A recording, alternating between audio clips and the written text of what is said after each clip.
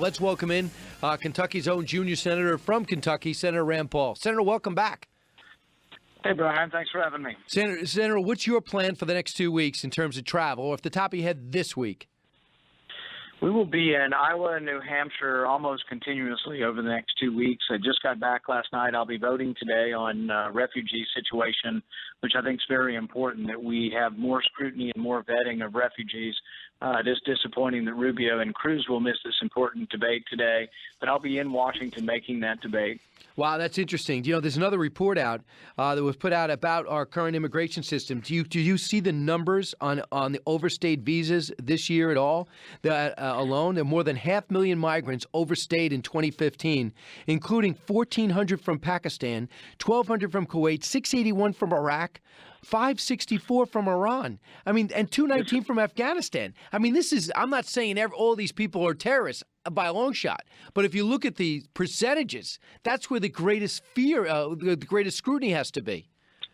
There's a huge danger here, and they say 40% of all visas are overstayed and 11 million people are here illegally.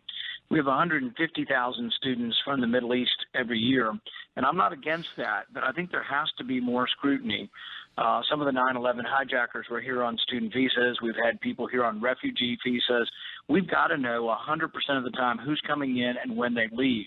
And if we don't do that, then I think it all has to come to a screeching halt for a while. We need to revamp it because 9/11 happened, and we really didn't do enough. We didn't do enough to say we want to know who's coming in and when they're leaving. And so, without a doubt, I've introduced legislation to bring it all to a halt. And I would let everybody. I would say that everybody who's coming, Europe, Middle East, anywhere, I would say you have to come through global entry, which means everybody gets a background check. If you're a legitimate businessman or woman, it should be easy to come in and out of the United States. But if you're not, and you're a random traveler, I'm sorry, but I think it's going to take more scrutiny and more time to vet you. Or it's not going to be possible, one or the other. We're talking to Senator Rand Paul. Senator, this was the scene yesterday in Iowa, cut one. Only one candidate's record of success proves he is the master of the art of the deal. He is beholden to no one but we, the people. How refreshing. And you get the spirit. I can't hear it again. I listened on XM radio. It cleared out my sinuses while I was driving around yesterday. Your reaction to a conservative like Sarah Palin deciding to go with Donald Trump? I think Donald Trump's still got a long ways to go to convince many of us that he's a conservative. He supposedly supported President Obama in 2008. He supported the single-payer system. He supported higher taxes, gave money to Harry Reid, gave money to Charlie Rangel. So call me a conservative, a Tea Party conservative that's not really convinced that Donald Trump is a conservative. In many ways, I think he may be a fake conservative because, he supports the abuse of eminent domain. He built his business model on the government taking people's private property and giving it to him.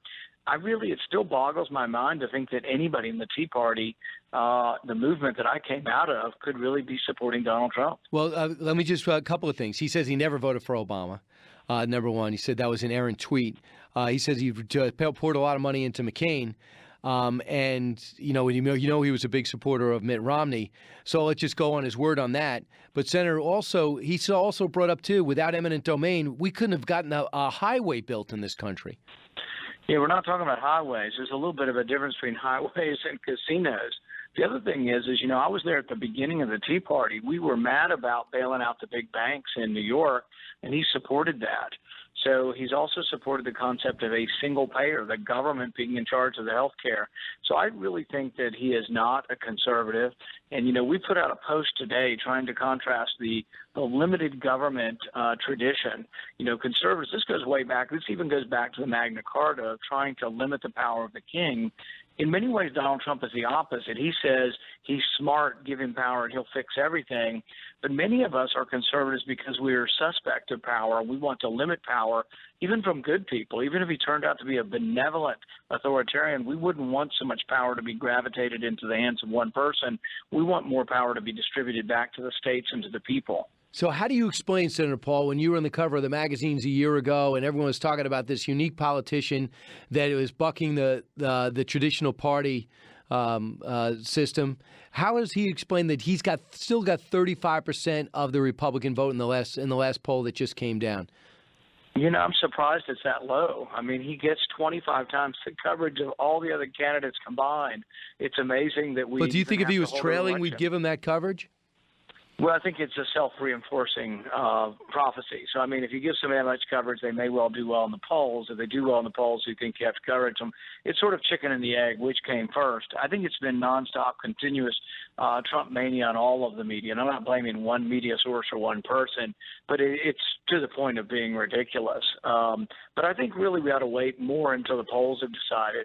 See, we developed the debates based on polling, and so we got more time in the debates. And now we've actually excluded people like myself who have a national campaign from the debates.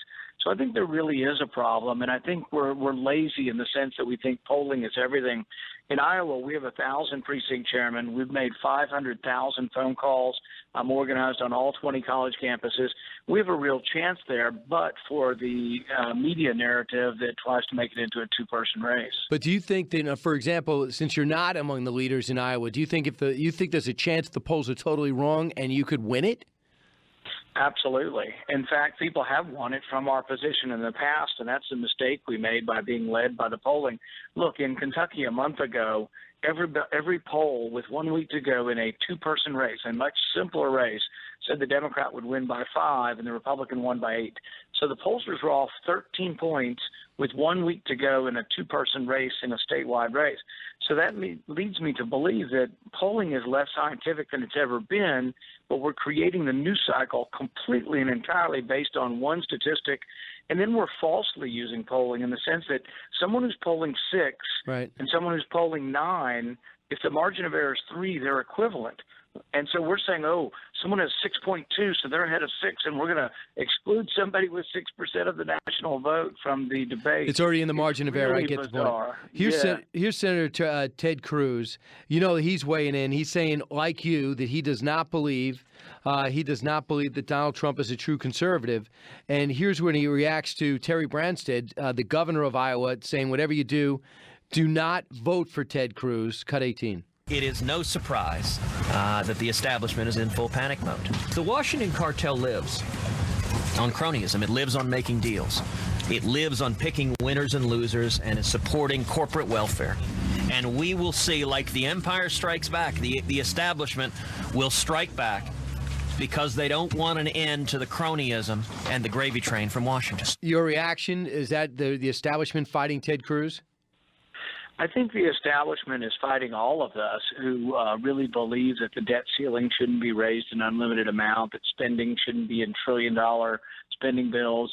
And so we all sense it. But we all sense a disconnect between the Washington establishment and those outside. You know, I gave a speech at 2 in the morning haranguing all of my colleagues and saying, drive outside the Beltway, stop at the first convenience station, meet the first clerk, independent, Democrat, voter, non-voter, and ask them, is it a good idea to raise the debt ceiling without reforming what we are spending or actually making the spending levels even higher with raising the debt ceiling?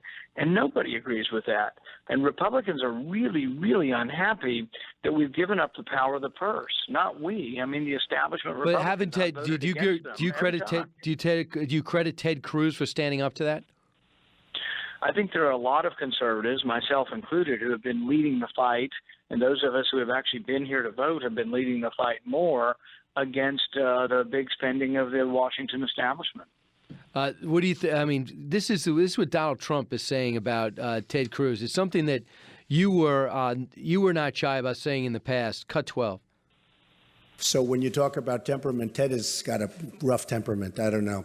You can't start, you can't call people liars on the Senate floor when they're your leader. It's not a good thing to do if you want to sort of curry favor and get the positive votes later on down.